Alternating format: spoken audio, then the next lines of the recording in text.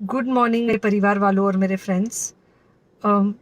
बहुत सारे डॉक्टर्स की तरह मैं भी बहुत परेशान हूँ, इसलिए मुझे लगा कि शायद मैं आपको अगर कुछ कुछ चीज़ें बताना चाहती हूँ और मैं शायद अगर ये बताऊँगी और अगर आप लोग सेफ रहोगे तो I might be at more peace. जैसे आपको सबको पता है कि बॉम्बे की हालत तो बहुत ख़राब है और धीरे धीरे बहुत सारे शहरों की और बहुत सारे स्टेट्स, इवन टाउन्स की हालत ख़राब होते जा रही है। बॉम्बे की हालत तो इतनी ख़राब है कि हमारे हॉस्पिटल्स में आईसीयू बेड्स वेटिंग पे है, पेशेंट्स के लिए बेड्स नहीं है।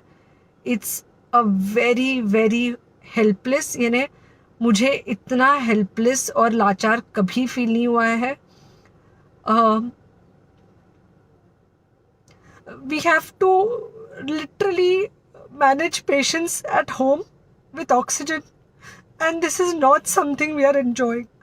So I really want all of you to follow a few things that I really am requesting you to follow. First, आप लोग प्लीज सेफ रहो। अगर आपको लग रहा है कि आपको 1 साल से कोरोना नहीं हुआ है इसलिए आप कोई सुपर हीरो हो या आपकी इम्यूनिटी बहुत अच्छी है और आपको ऐसे कुछ नहीं होगा, तो आप गलत फहमी में हो।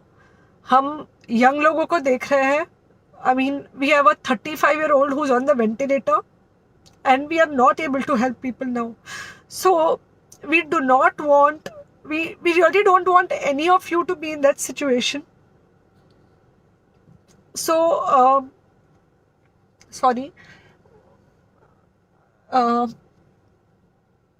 आई थिंक ये जो इमोशनल ब्रेकडाउन है हम डॉक्टर्स में अब सबको कोई ना कोई समय हो रहा है, because we not been so helpless. Okay, so most importantly please take care of yourself. Right now COVID is everywhere around you. Okay, तो अगर आप घर से बाहर निकलो, maybe you're meeting your friends, maybe you're meeting your family, it does not matter, you have to be masked.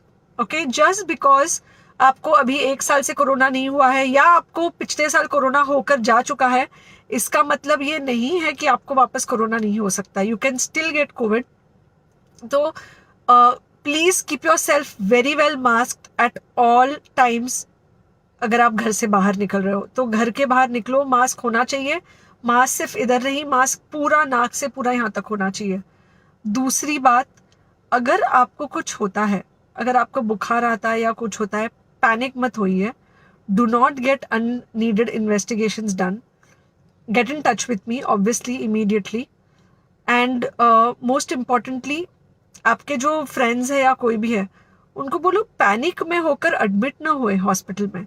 फिलहाल जो situation है वो ऐसी है कि बहुत सारे हॉस्पिटल्स में स्टेबल पेशेंट्स एडमिट हो रहे हैं और बहुत सारे लोग जिनको एक्चुअली ऑक्सीजन की ज़रूरत है उनके लिए हमारे पास बेड नहीं है। इनफैक्ट हम लोग घर में लोगों को ऑक्सीजन देके मैनेज करने की कोशिश कर रहे हैं, और ये हमने पहले कभी नहीं किया है कि हम इतने सारे लोगों के लिए बेड्स ढूंढ रहे हैं, इतने सारे लोगों को घर में मैनेज करने की कोशिश कर रहे हैं। So please leave beds for people who actually need it, who have pneumonia, who need oxygen, and who will need to be under very close medical care. Third thing, if you have not taken the vaccine, अगर आपने vaccine नहीं ली है किसी भी कारण से, हो सकता है आप ट्रैवल कर रहे हो सकता है आपको वैक्सीन की हिचक हो सकता है आपने कुछ व्हाट्सएप पे फॉरवर्ड पढ़ा हो कि वैक्सीन की वजह से कुछ साइड इफेक्ट्स हो रहे हैं या कुछ हो रहा है। It's untrue. Please take your vaccine. ये हमको डेफिनेट दिख रहा है कि जो लोगों के 2 वैक्सीन के शॉट्स होकर 2 हफ्ते हो चुके हैं उनमें डेफिनेटली हमको इन्फेक्शन, सीरियस इन्फेक्शंस कम दिख रहे हैं और हॉस्पिटलाइजेशन ना के बराबर है। So the vaccine is definitely helping. Okay, so take care of yourself. Do not take COVID-19 lightly.